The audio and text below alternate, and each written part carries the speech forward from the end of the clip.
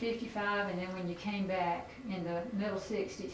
Tell me what you found here in Bremen. What was it like then? Well, in 55, it was unbelievable. I mean, you couldn't hardly walk on the streets. There was a restaurant down here, M&W. Everybody ate there, cost $1. And they bussed the people in. Of course, they built this plant 3, they used to call it, sewers down here.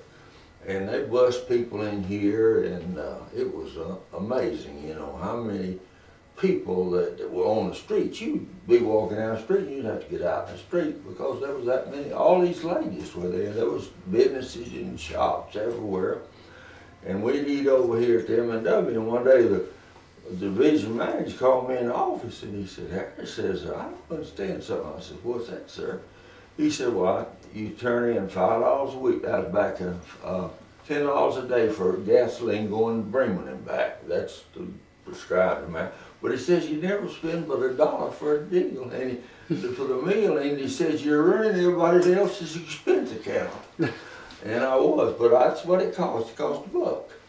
And Clyde Williamson ran it at that time, and Clyde passed away now, but boy, he was a fine old fellow, and he ran that, he and his wife ran the M&W Cafe, and everybody ate there.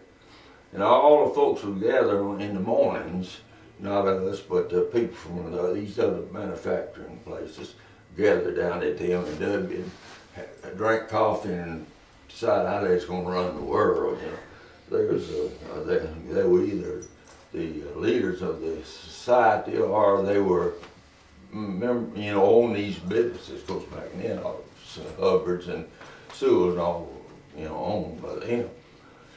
And they were wonderful people. You know, they just good people. Mr. Warren Sewell was a fine man. Well, look all what he gave away. I mean, I can remember when he give you a suit. If you'd have a colonoscopy, of course, it wasn't called a colonoscopy, they had a tube they used. And he would give you a suit. If you brought a certificate in to him that you had given one, had this test done. Now, I mean, not everybody, you know, all got him in, and of course suits didn't cost too much then, but still, he gave a suit. I don't know how many suits the man gave away, but there's a lot of them.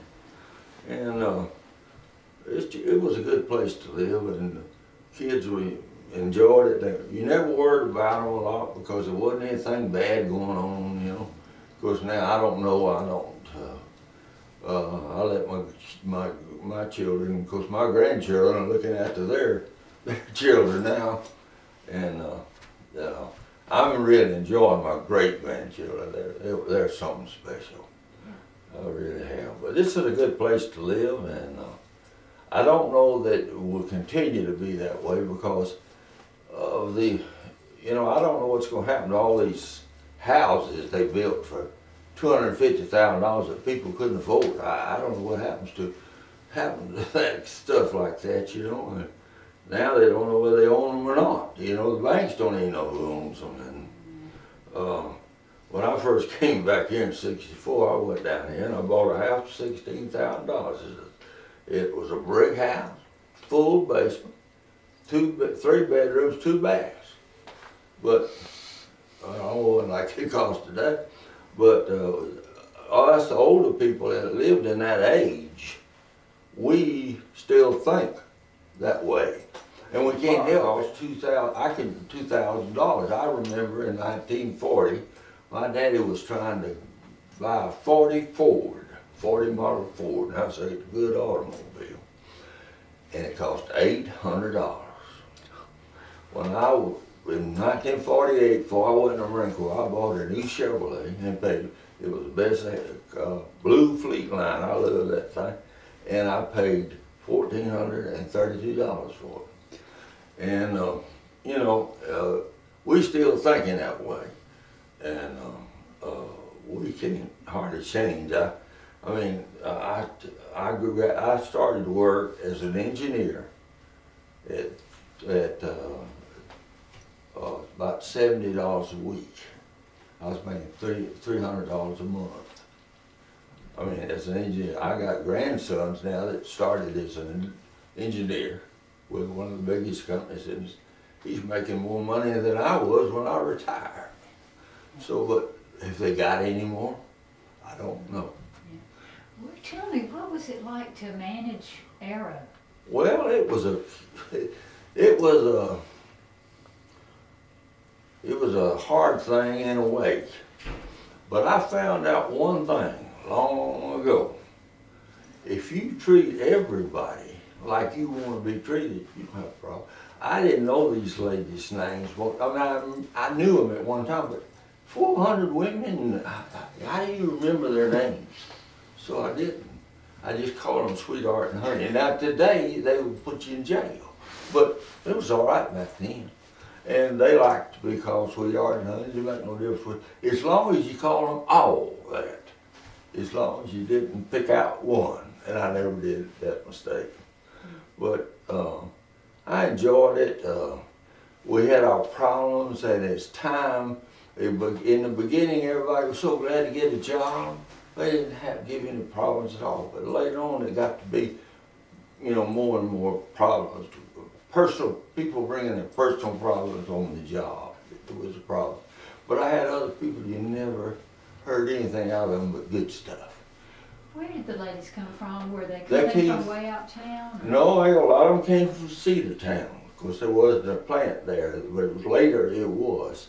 They came from Cedartown and Buchanan and Bremen and all in this area, over in Alabama, and a lot of them came from over there. A lot of the men that were mechanics and stuff, they came from Alabama. We had, of course, I was living here, but they were good folks and they worked hard. And as time went on and we got older, a lot of people didn't realize what a job meant, to them. When they first, the minimum wage was like 50 cents or something when I first went to work, and maybe it was 60 cents or 75 or something. But anyway, the government had a training time that you could pay them less than 75 cents for like so many months. That was a U.S. government thing. But the world is geared so much higher. The people today, when I was a youngster, I didn't expect to have everything my father had, in the day I got into it.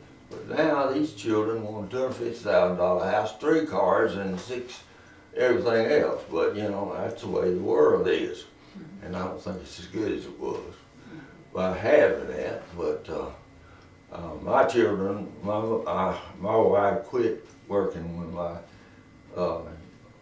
oldest daughter was born.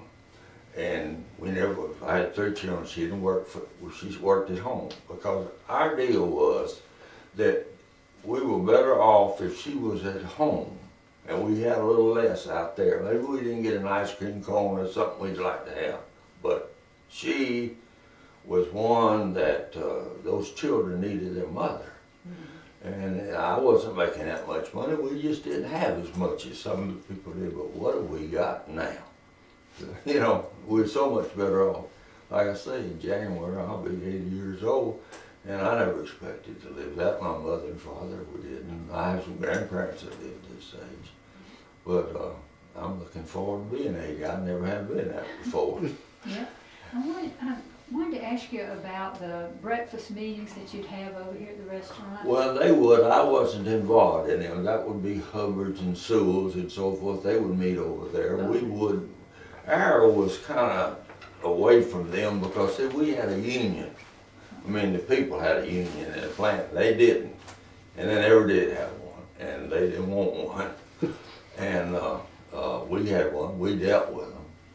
It was Amalgamated Clothing Workers of America. And I did well with them. I had the lady tell me one time, said I was the fairest person she'd ever met in her life. Said they didn't question me. I didn't want to steal anything from anybody.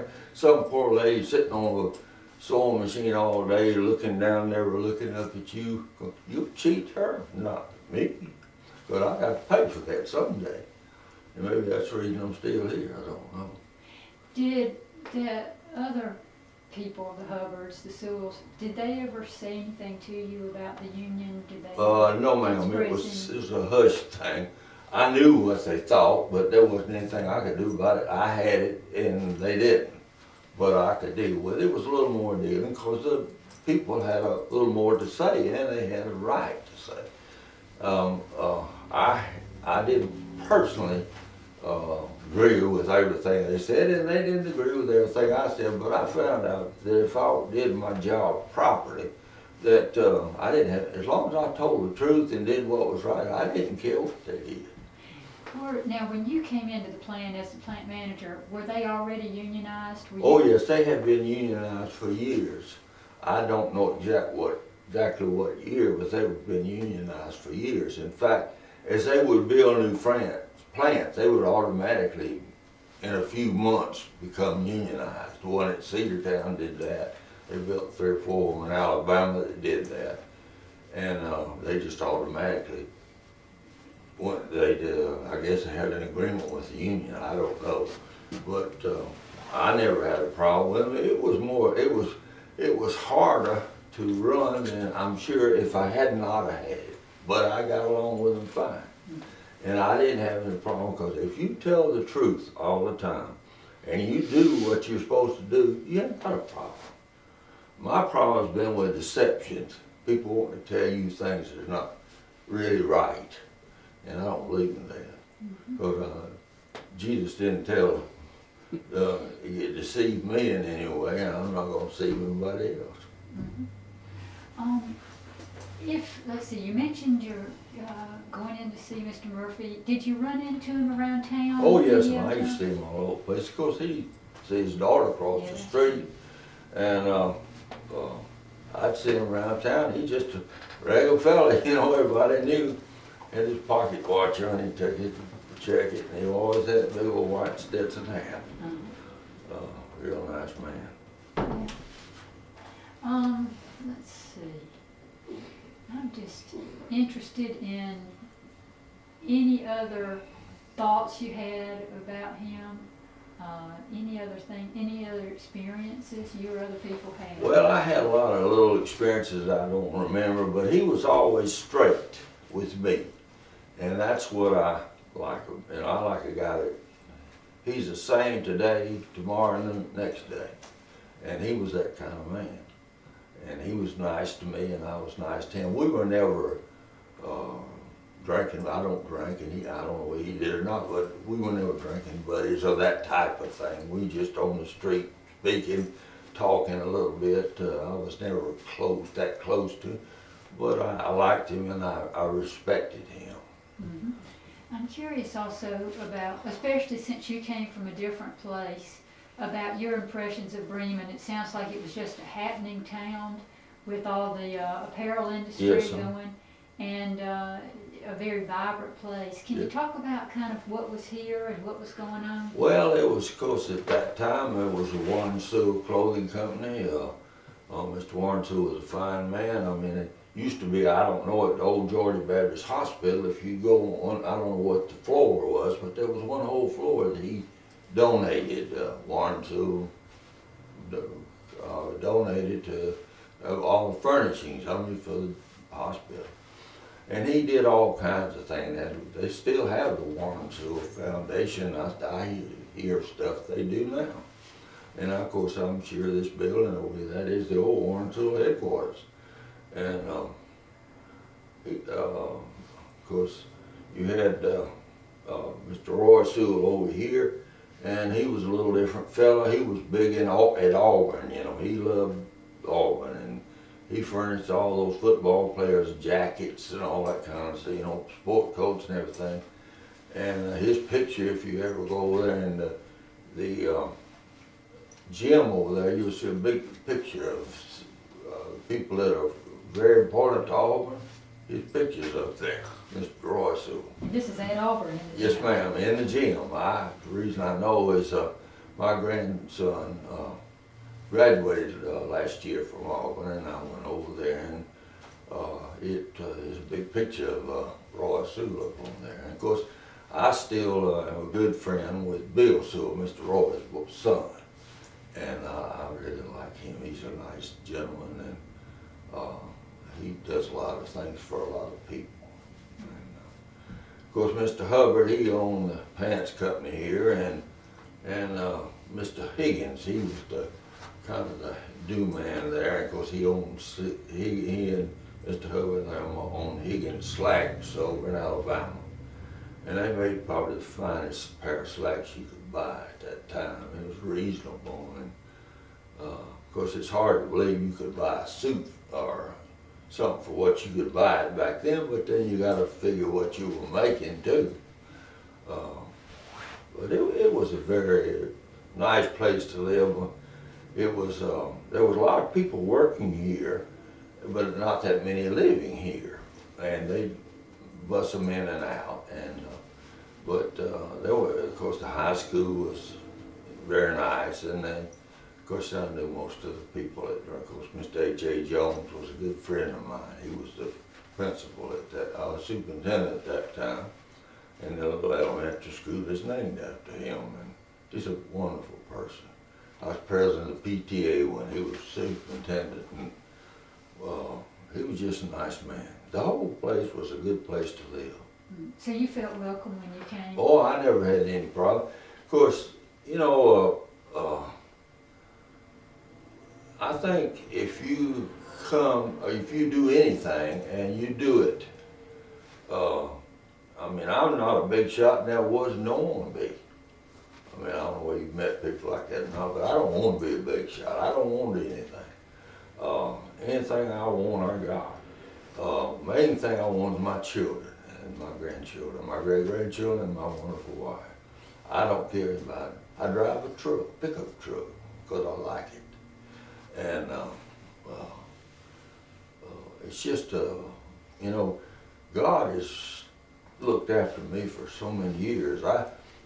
12 years ago, this coming November the 20th, I had an aneurysm rupture in here. Nobody lives from that, they say. Give me a 3% chance. That's what they told my wife when they flew me in a helicopter to Rome. And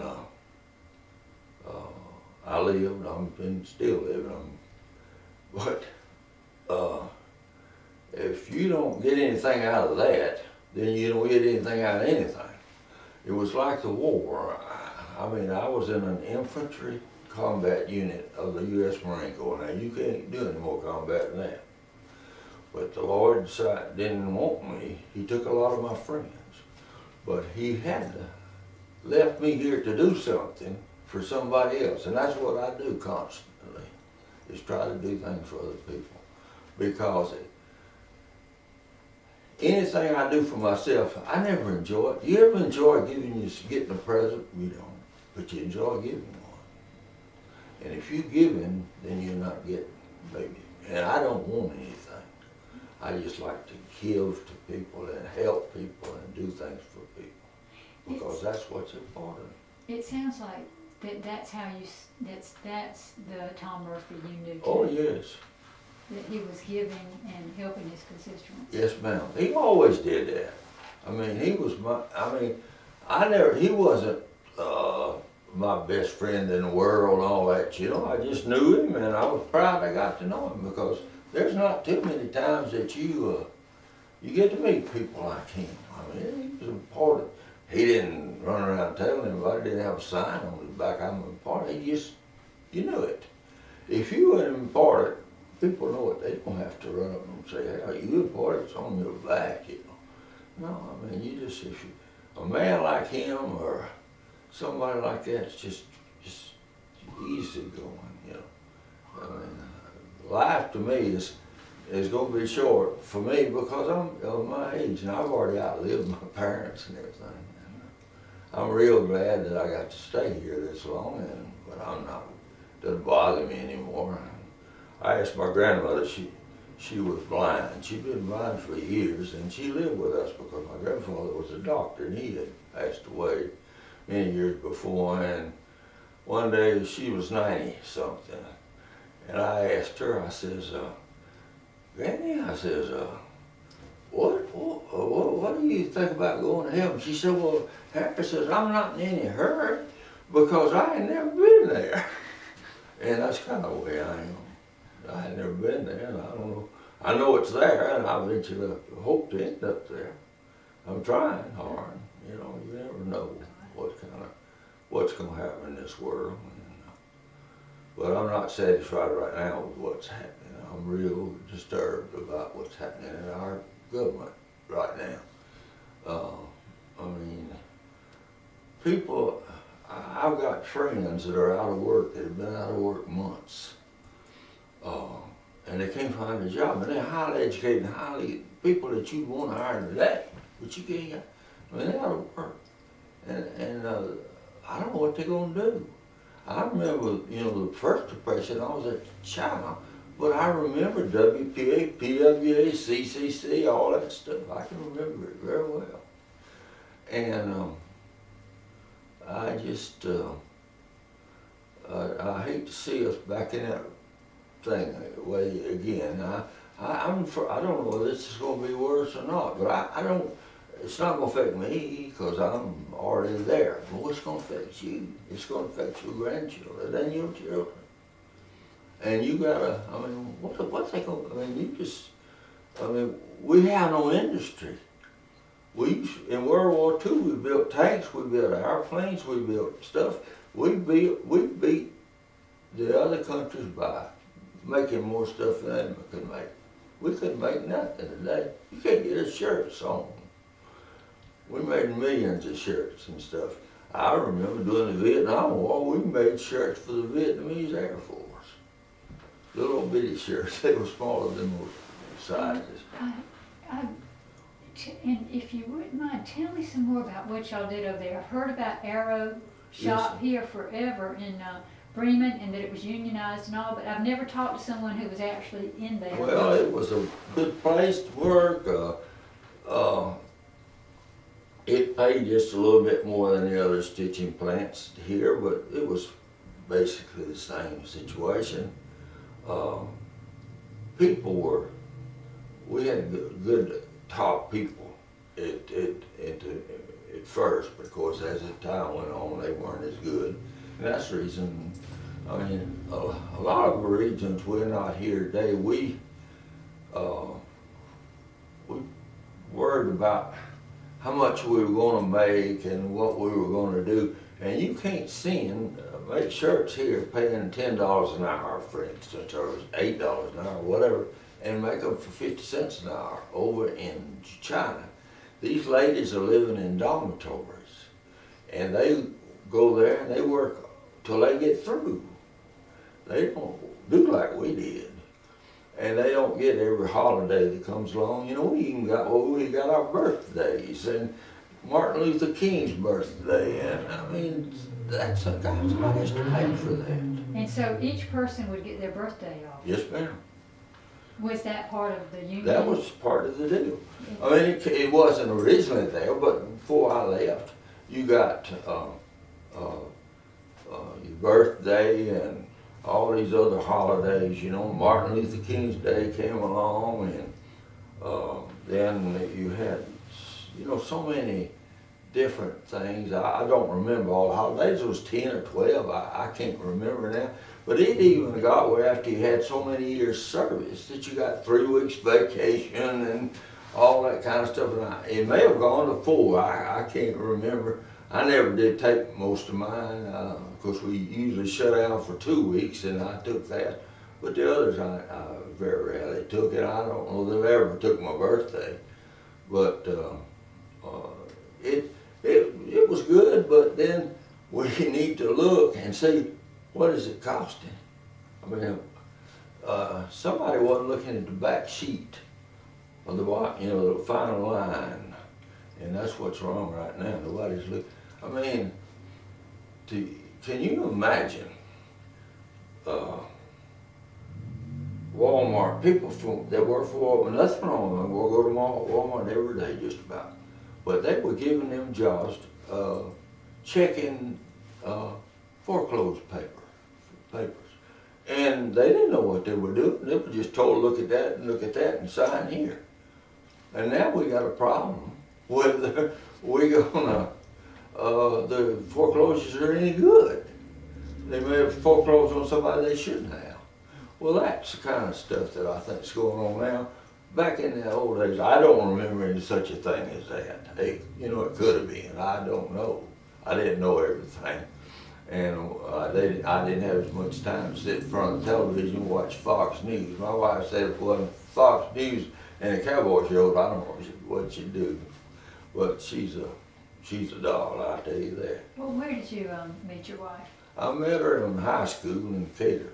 Her brother and I were in the same grade, and I was working in the drugstore because we didn't have any money much. It was during the Depression, the end of the Depression, and I worked 3 or 4 jobs because I wanted blue suede shoes like everybody else had.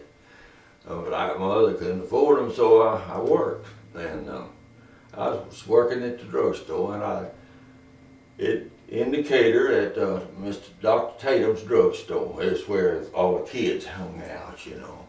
And across the street was this courthouse, Carroll County Courthouse, the old courthouse. And she and a little girl were walking down the street, and they stopped and looked over at the drugstore.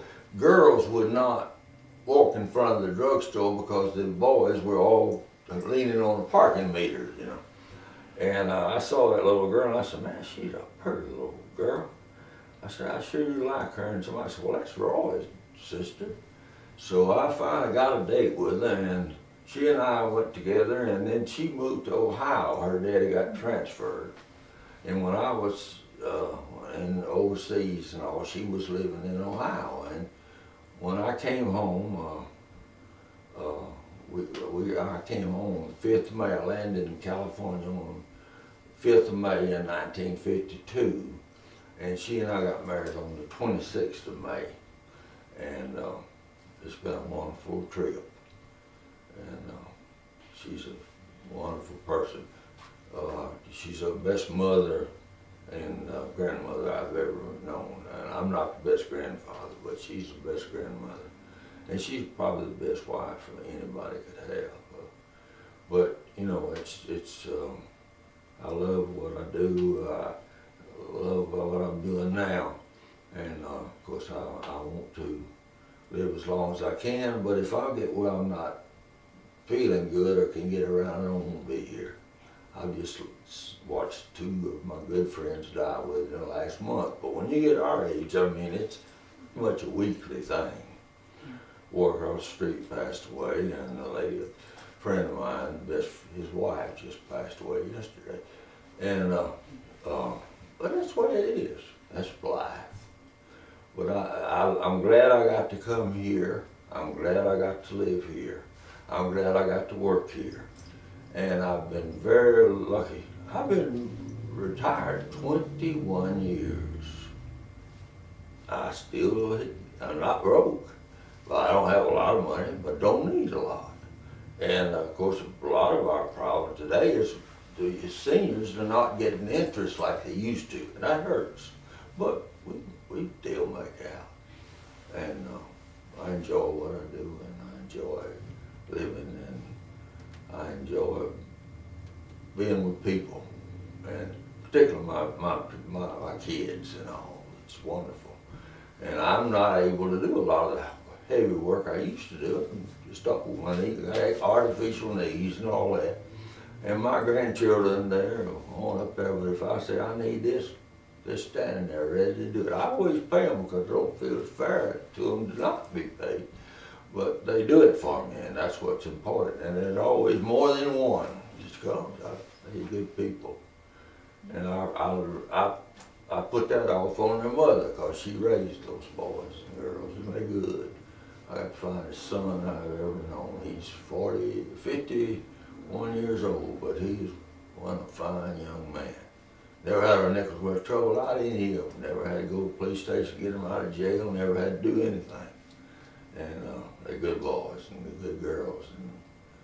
But this world is a wonderful place, but it's only as good as you make it. And I'm trying to make a good place out of it. Soon I won't be here, but my people that I came along with, they still be here. My little grandboys and stuff will still be here. And hope they make the world a better place than I did. But I enjoyed it. And I told you everything I know. Hey, and I appreciate